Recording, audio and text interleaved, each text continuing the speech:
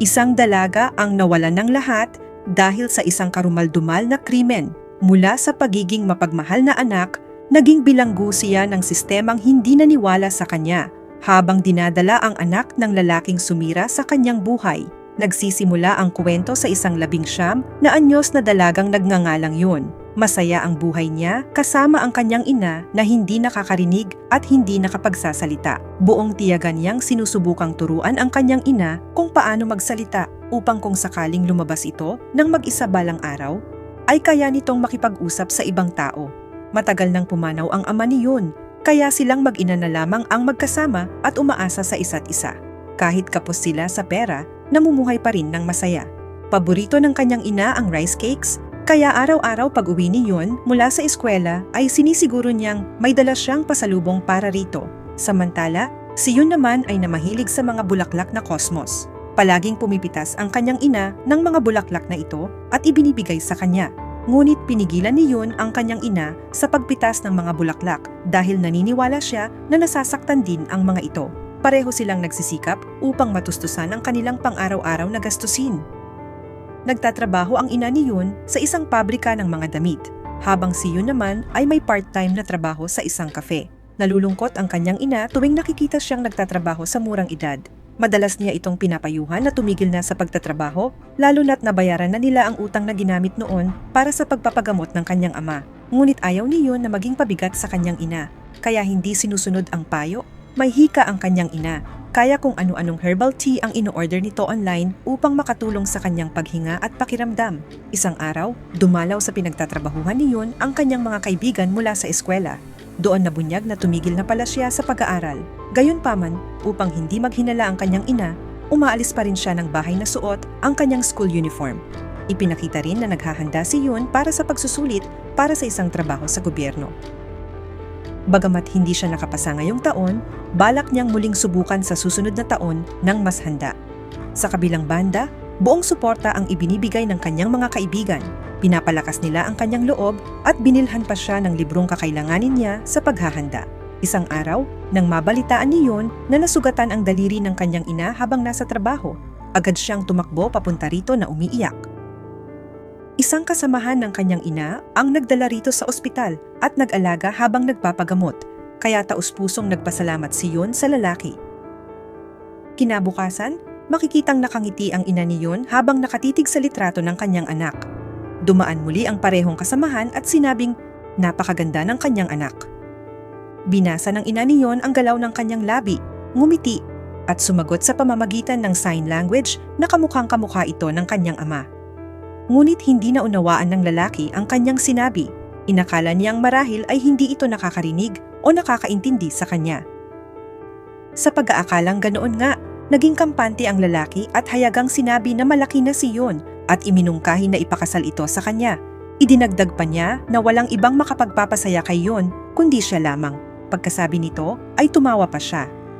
Ngunit naintindihan ng ina ni Yun ang bawat salita niya, kaya sa galit ay malakas niya itong sinampal. Tunay na marumi at masama ang intensyon ng lalaki. Mula pa noong una niyang makita si Yun ay may masama na itong pagnanasa rito. Nang araw ding yon, nagpunta ang lalaki sa pinagtatrabahuhan ni Yun at tinitigan ang kanyang mga binti ng may malaswang pagtingin. Kahit nakauwi na siya sa bahay, hindi pa rin maalis sa isip ng lalaki si Yun, lalo na at nakainom siya at lasing. Samantala, nang gabing iyon ay nahuli sa pag-uwi si Yun mula sa trabaho. Halos wala ng tao sa mga kalsada at sinamantala ng lalaki ang pagkakataong iyon upang sundan siya. Makalipas ang ilang sandali, nakaramdam si Yun na may sumusunod sa kanya. Kinabahan siya at lalo pang binilisan ang kanyang paglalakad. Hinabol siya ng lalaki at maya-maya'y hinablot siya mula sa likuran. Kinaladkad siya nito papunta sa isang madilim at liblib na bakanting lugar at doon isinagawa ang karumal-dumal na gawain dahil sa kanyang baluktot na pagnanasa. Ngunit napakasama ng lalaki na kahit matapos ang ginawa niyang krimen, tinitigan pa niya si Yun ng diretso sa mga mata at binantaan. Sinabi niyang kapag nagsumbong siya kaninuman, gagawin din niya ang parehong bagay sa kanyang ina.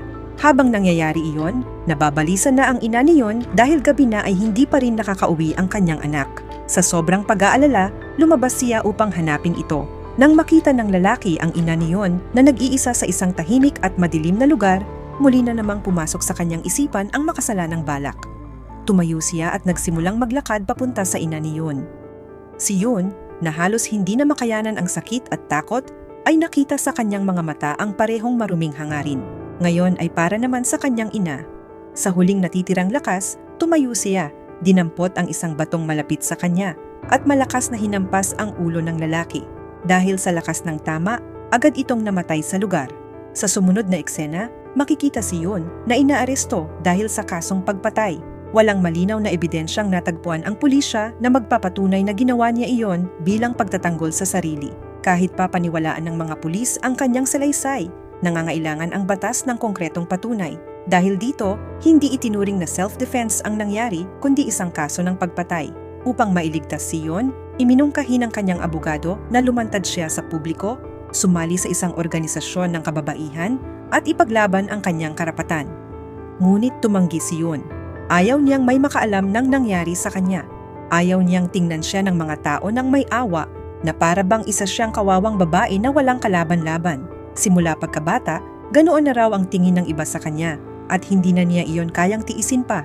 Ipinaliwanag niya ang lahat ng ito sa kanyang ina. Dahil wala na silang ibang magawa, kapwa sila umiyak ng labis sa kawalan ng pag-asa. Makalipas ang ilang araw, dumating ang araw ng pagdinig sa korte. Dahil sa kakulangan ng ebidensya, hinatulan ng hukuman si Yun ng 5 taong pagkakakulong dahil sa kasong pagpatay. Nang marinig ang desisyon, nagmakaawa ang kanyang ina habang nakatiklop ang mga kamay, pagkatapos ay niyakap ang kanyang anak at umiyak ng todo, dahilan upang maantig at maluha ang mga taong naroroon.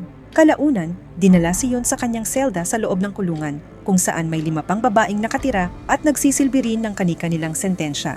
Pagpasok pa lamang niya, isa sa mga babae ang bigla siyang binugbog dahil lamang bahagyang sumagi ang katawan ni Yun dito habang pumapasok. Nang makita ng isa pang bilanggo ang pambubugbog, agad itong namagitan at pinigilan ang babae. Buong gabing iyon ay umiyak si Yun ng husto habang iniisip ang kanyang ina. Ito ang unang pagkakataon na nawalay siya rito. Kinaumagahan, sabay-sabay kumain ang lahat ng mga bilanggo. Hindi pala sila kasing sama ng inaakala ni Yun. Bawat isa sa kanila ay may kanya-kanyang kwento, ngunit may isa sa kanila ang higit na kapansin-pansin.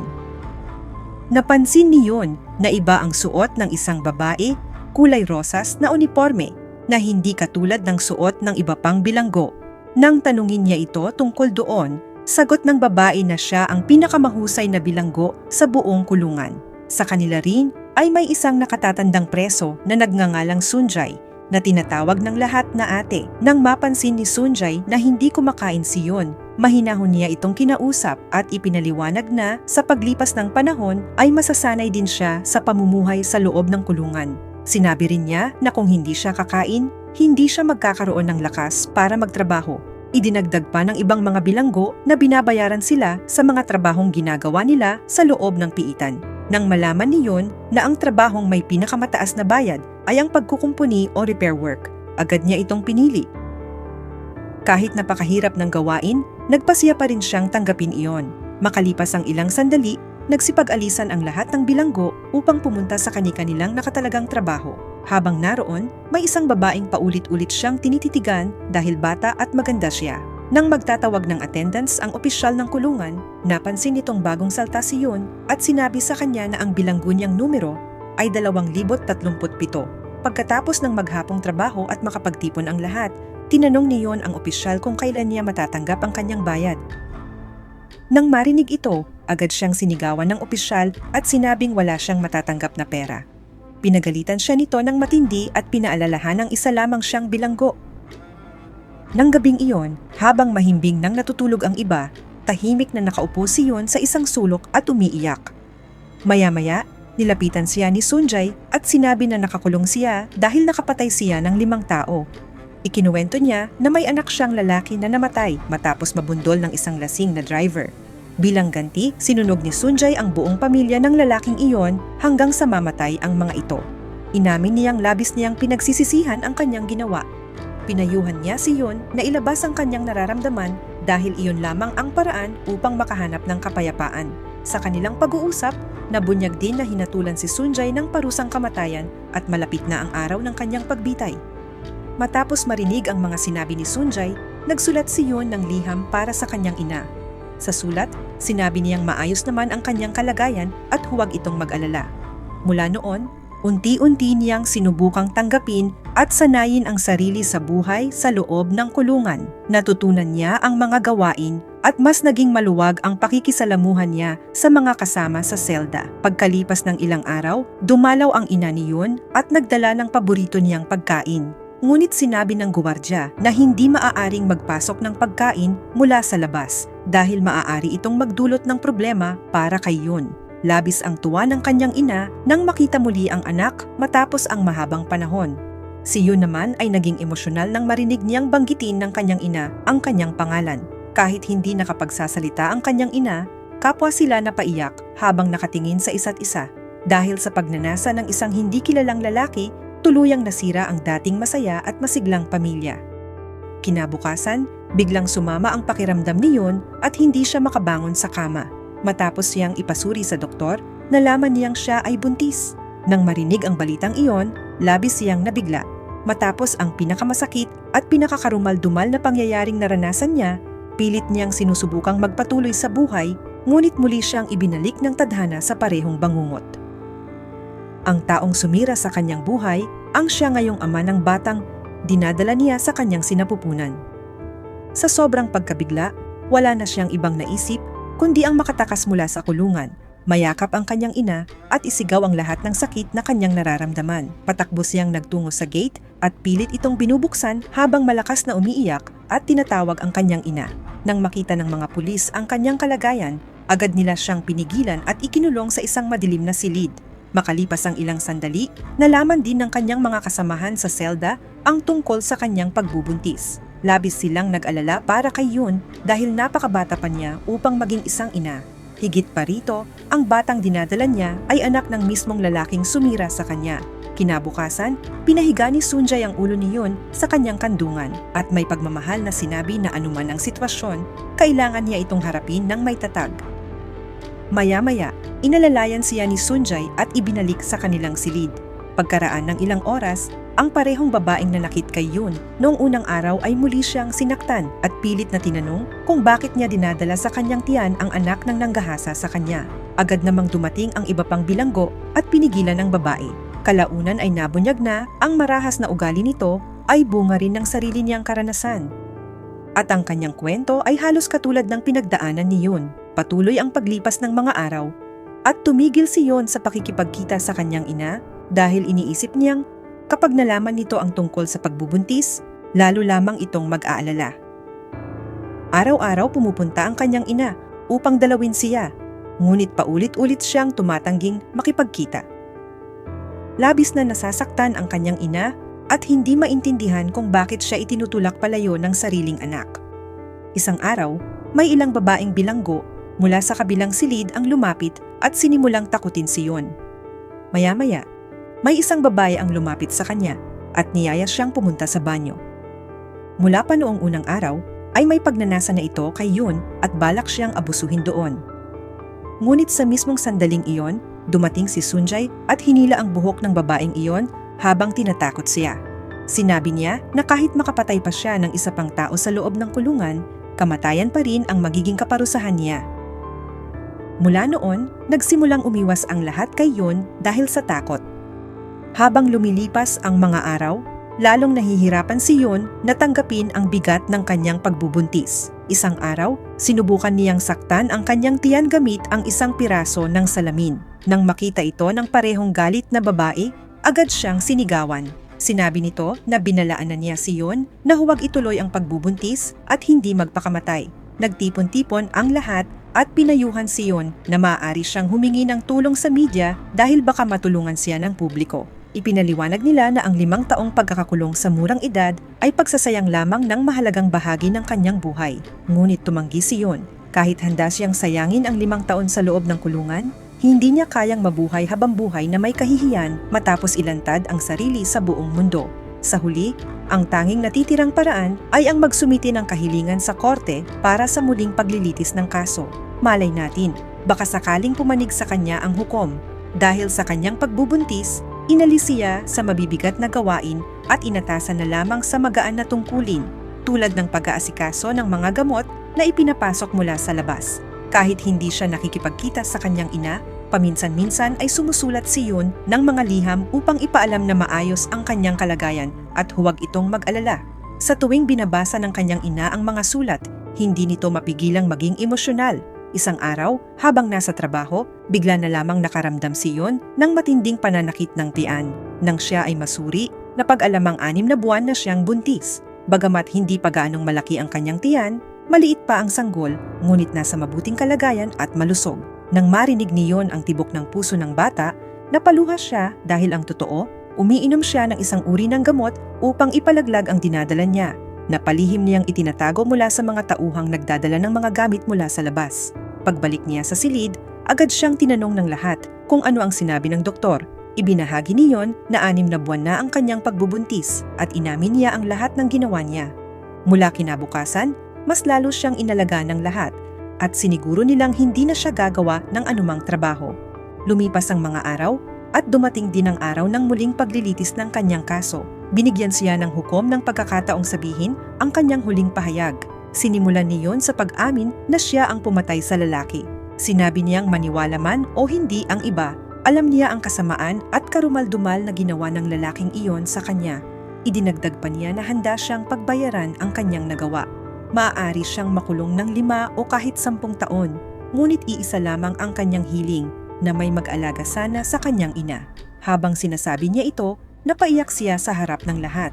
Matapos pakinggan ang kanyang mga salita, nagpasya ang hukom na bawiin ang orihinal na sentensyang 5 taon at ibaba ito sa 1 taong pagkakakulong na lamang. Nang marinig ang hatol, napangiti ang mga taong naroroon. Pagkaraan nito, nagpatuloy ang paglipas ng mga araw at unti-unting lumalaki ang tiyan ni Yoon. Patuloy siyang inalagaan ng lahat. Isang araw, sinabi niya sa kanyang kasama sa silid na nais niyang makakita ng bulaklak na kosmos. Ikinuwento niyang palaging dinadalhan siya ng kanyang ina ng mga ito noon dahil hindi sila makalabas upang pumitas ng mga bulaklak. Kinagabihan, isa-isang tahimik na bumangon ang lahat at pinuno ang buong banyo ng mga iginuhit na larawan ng mga bulaklak na kosmos. Nang magising si Yoon kinaumagahan at makita ang sorpresa, labis ang kanyang tuwa at naantig ang kanyang puso sa ginawang iyon para sa kanya. Sa sumunod na eksena, makikitang palihim na gumagawa ang lahat ng medyas at damit para sa magiging anak ni Yoon sa pamamagitan ng paggupit sa sarili nilang mga damit dahil wala namang ibang materyales sa loob ng kulungan. Hindi lamang iyon, nakapili na rin sila ng pangalan para sa sanggol. Babae man o lalaki, tatawagin itong Bonnie na ang ibig sabihin ay tagapagtanggol ng mahihina. Pinakanakagugulat pa, ang parehong babaeng dati galit at marahas ay nagdala pa ng mga materyales mula sa kanyang pinagtatrabahuhan at gumawa ng laruan para sa bata. Nasa puso ng bawat isa ang kabutihan at ligaya. Ngunit dahil sa mga sugat na idinulot ng buhay, tila naging bato ang kanilang mga damdamin. Gayunpaman, dahil sa pagdating ng sanggol, unti-unti silang nagbago. Isang araw, nang pumasok sa trabaho ang lahat, naiwan si Yoon na mag-isa sa silid. Bigla siyang nakaramdam ng matinding pananakit. Nagsisimula na pala ang kanyang panganganak. Sa paanong paraan, nailagay ni Yoon ang mga liham na isinulat niya para sa kanyang mga kasamahan sa may rehas. Pagkatapos nito, uminom siya ng gamot at humiga sa sahig. Nang makabalik ang iba mula sa kanilang trabaho, nadatnan nila si Yoon na walang malay na nakahandusay sa sahig. Lahat ay nagpanik at napaiyak habang pilit siyang binubuhat. Agad nilang tinawag ang mga gwardiya at dali-daling isinugod si Yoon sa ospital. Matagal na panahon ang lumipas, ngunit hindi pa rin nagkakamalay si Yoon. Pinipilit siya ng mga doktor na umire at sinasabing nasa panganib ang kanyang buhay, pati na rin ang sanggol. Ngunit hindi pa rin siya tumutugon at tila ayaw ng lumaban. Sa kabila nito, nagawa ng mga doktor na mailigtas ang sanggol, subalit na natiling kritikal ang kalagayan ni Yoon. Samantala, sa loob ng kulungan, natagpuan ng lahat ang mga liham na iniwan ni Yoon para sa kanila. Sa sulat, sinabi niya na hindi niya alam kung mabubuhay pa siya. Kaya nag-iwan siya ng pamamaalam. Pinasalamatan niya ang bawat isa sa pagmamahal at pag-aalaga na ipinakita nila sa kanya. Matapos basahin ang mga liham, labis na naging emosyonal ang lahat. Sa kabilang banda, nabalitaan din ng ina ni Yoon na isinugod sa ospital ang kanyang anak. Agad siyang nagmadaling pumunta roon at nadatnan si Yoon na wala pa ring malay. Matapos ang napakaraming buwan, muli niyang nasilayan ang kanyang anak, ngunit sa ganitong kalagayan. Mahigpit niya itong niyakap at matagal na umiyak. Hindi mapigilan ang sarili sa sobrang sakit. Pagkatapos nito, lumipat ang eksena sa isang napakagandang hardin ng mga bulaklak na kosmos, kung saan makikitang masayang naglalaro at tumatawa ang isang munting batang babae kasama ang kanyang pamilya. Siya ang anak ni Yon na inampun na ng ibang pamilya. Sa huling eksena, makikita ang ina ni Yon na nagpaplasta ng damit. Sa kanyang tabi ay may sertipiko na may larawan ni Yon para sa isang panayam sa trabaho sa gobyerno. Maya-maya ay napalingon siya dahil may tumawag sa kanya ng ma'am. Maraming salamat sa panunood, hanggang sa susunod na recap.